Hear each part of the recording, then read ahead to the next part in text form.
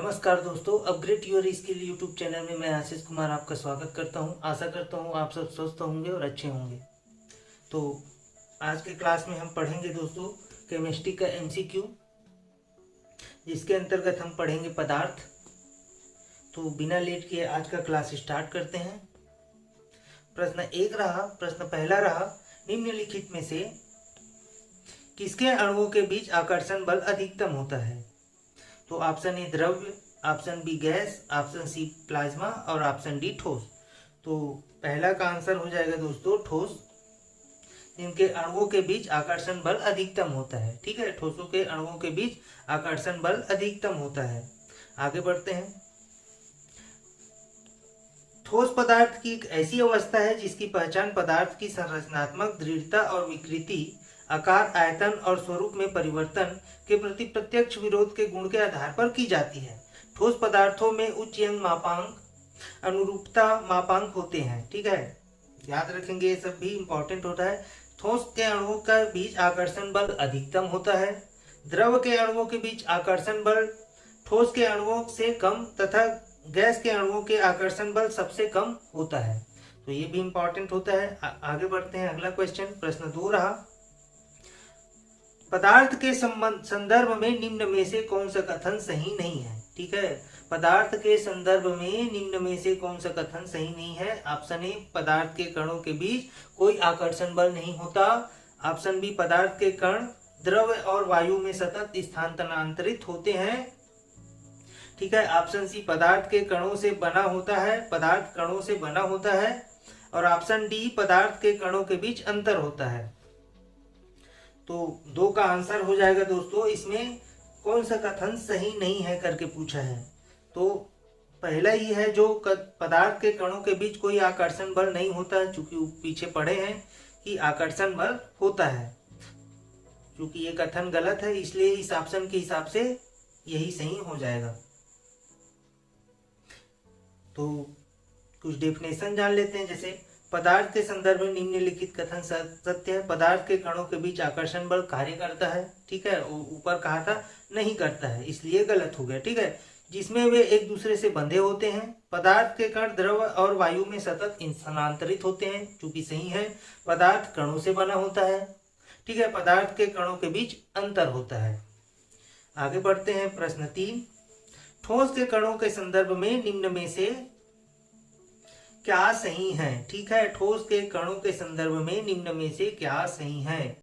Option A, वे यादृच्छिक रूप से गतिशील होते हैं। ऑप्शन बी, उनके बीच बड़े अंतराल होते हैं। ऑप्शन सी, व्यवस्थित तरीके से विन्यासित होते हैं। और ऑप्शन डी, उनमें न्यूनतम आकर्षण होता है। तो 3 का आंसर हो जाएगा दोस्तों ऑप्शन सी, व्यवस्थित तरीके से विन्यासित होते हैं। कुछ डेफिनेशन देख लेते हैं। वे पदार्थ जिसका आकार और आयतन निश्चित होता है एवं कणों के मध्य आकर्षण बल होता है अधिक होता है, वे ठोस कहलाते हैं। अर्थात प्रत्येक ठोस अवयवी कणों से मिलकर बनता है। ये अवयवी कण अणु, परमाणु या आयन होते हैं। याद रखेंगे। लक्षण, ठोस असंपीड्य एवं कठोर होते हैं तथा इनमें अवयवी कणों के मध्य रिक्त स्थान कम होता है। इनका घनत्व गैस तथा द्रव की तुलना में अधिक होता है। ठीक है, ये लक्षण है। यदि ठोस व्यवस्थित तरीके से विन्यासित होते हैं, इनका गलनांक प्रायः अधिक होता है। बात करते हैं प्रश्न 4, अभी तक वैज्ञानिकों द्वारा पदार्थ की कितनी अवस्थाएं तय की गई है? तो ये तो आप देखते ही टिक मारेंगे। ठीक है, 5। अभी तक वैज्ञानिकों द्वारा पदार्थ की 5 अवस्थाएं तय की गई है। ठीक है, पदार्थ ब्रह्मांड की विषय वस्तु है। प्रत्येक वह वस्तु जो स्थान घेरता है जिसमें द्रव्यमान होता है पदार्थ या द्रव्य कहलाता है। ये तो आप जानते हैं। वैज्ञानिकों ने अभी तक पदार्थ की 5 अवस्थाएं तय की है। ठीक है, पहला ठोस, द्रव, तीसरा गैस, चौथा प्लाज्मा, 5वां बोस-आइंस्टीन कंडेंसेट। ठीक है, ये 5 टाइप के पदार्थ तय किया गया है अभी तक वैज्ञानिकों द्वारा। आगे बढ़ते हैं। प्रश्न 5, नीचे दिए गए आकृति से क्या अनुमान नहीं लगाया जा सकता? ठीक है, ये सॉलिड है, ये मतलब ठोस है, ये द्रव है, ये गैस है और ये प्लाज्मा है। ठीक है, ठोस, द्रव, गैस, प्लाज्मा। तो इनमें क्या अनुमान नहीं लगाया जा सकता है, प्रश्न पूछा गया है। तो ऑप्शन ए है, पदार्थ की चारों अवस्थाओं की आणविक अवस्था देखी जा सकती है। ठीक है, पदार्थ की चारों अवस्थाओं की आणविक अवस्था देखी जा सकती है, बिल्कुल सही है।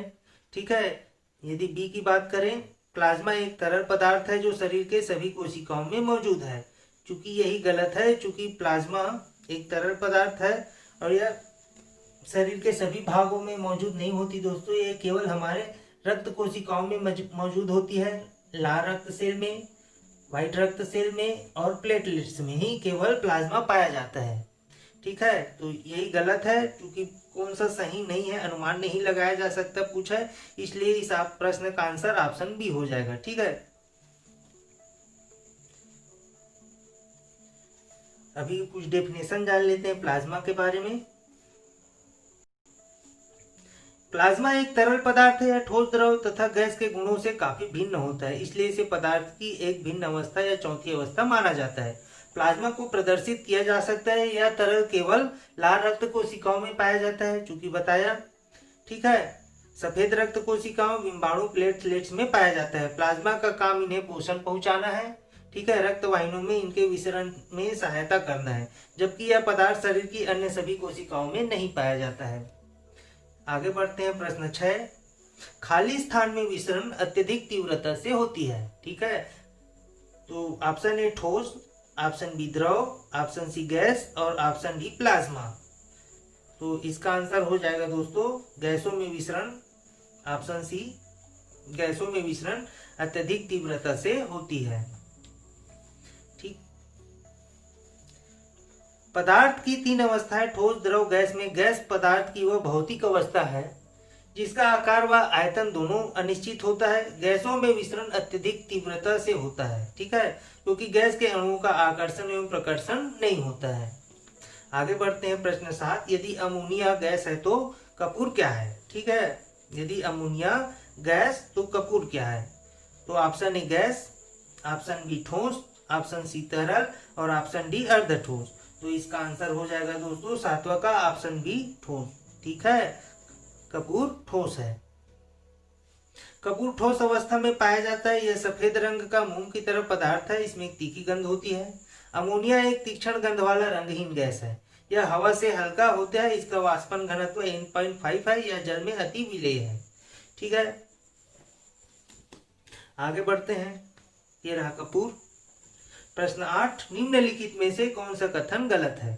ठीक है, तो ऑप्शन ए पदार्थ के कण स्थिर अवस्था में होते हैं, ऑप्शन बी पदार्थ के कण बहुत छोटे होते हैं, ऑप्शन सी पदार्थ के कण एक दूसरे को आकर्षित करते हैं और ऑप्शन डी पदार्थ के कणों के बीच रिक्त स्थान होता है।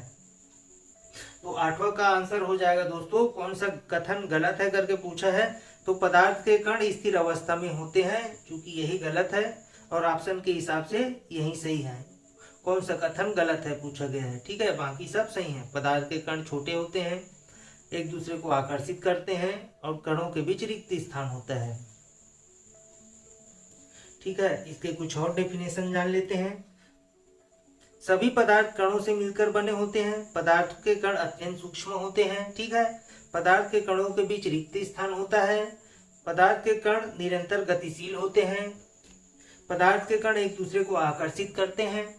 पदार्थ के कणों में गतिज ऊर्जा होती है और तापमान बढ़ाने पर कणों की गति तेज हो जाती है। आगे बढ़ते हैं, प्रश्न 9, खाली स्थान एक शुद्ध पदार्थ है।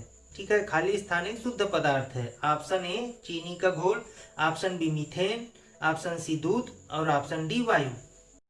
तो इसका आंसर हो जाएगा दोस्तों मीथेन एक शुद्ध पदार्थ है, ऑप्शन बी। कुछ डेफिनेशन जान लेते हैं। मीथेन शुद्ध पदार्थ है। यह पृथ्वी की सतह के नीचे पेट्रोलियम पदार्थों के साथ प्राकृतिक गैस के रूप में पाई जाती है। यह कभी कभी दलदली भूमि में भी पाया जाता है, जिस कारण इसे मार्स गैस भी बोला जाता है। आगे बढ़ते हैं, प्रश्न 10, निम्नलिखित में से कौन सा विधान सत्य है। ठीक है, निम्नलिखित में से कौन सा कथन सत्य है। तो ए रहा दृढ़ता। ठीक है, ए दृढ़ता। पदार्थ के प्रकार के अनुसार हम बात कर रहे हैं दृढ़ता की। पदार्थ के प्रकार के अनुसार कणों के स्थान के आधार पर आकार बदलना।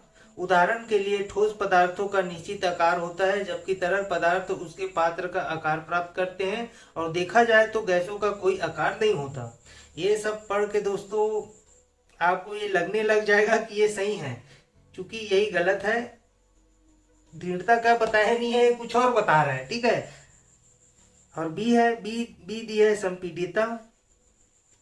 तो संपीडिता का डेफिनेशन, यह पदार्थ का वह गुण है जिसके कारण उच्च दाब पर उसका आयतन कम हो जाता है। गैस में यह गुण पाया जाता है। हाँ भाई, ये संपीडिता का गुण बताया गया है, ठीक है। इस हिसाब से इसका आंसर हो जाएगा ऑप्शन सी, केवल बी ही सत्य है, ठीक है। दृढ़ता का गुण बताने के बजाय ये कुछ और बता रहा है, ठोस ये होता है, ठीक है। तो इसी में ही एग्जामिनर हमें कंफ्यूज करता है, इसे हमें समझना है, ठीक है। यदि हम दृढ़ता की बात करें तो पदार्थ में दृढ़ता के गुण के कारण पदार्थ टूटने से पहले अपने ऊपर लगने वाले झटकों या धक्कों का विरोध करता है, इसे ही दृढ़ता बोला जाता है। अतः कथन ए गलत है तथा कथन बी सही है, क्योंकि संपीडिता गैस में सबसे अधिक पाई जाती है। इसके कारण उच्च दाब पर भी इसका आयतन कम हो जाता है, ठीक है। तो ऐसी सब सही सही बात बोल के आपको कहीं और ले जाया जा सकता है दोस्तों, और आप सही समझ के उसको सही मान लेंगे, ठीक है। क्योंकि यहाँ दृढ़ता दी है, तो ये सब में आप बारीकी से ध्यान देंगे, दृढ़ता क्या होता है, संपीडिता क्या होता है।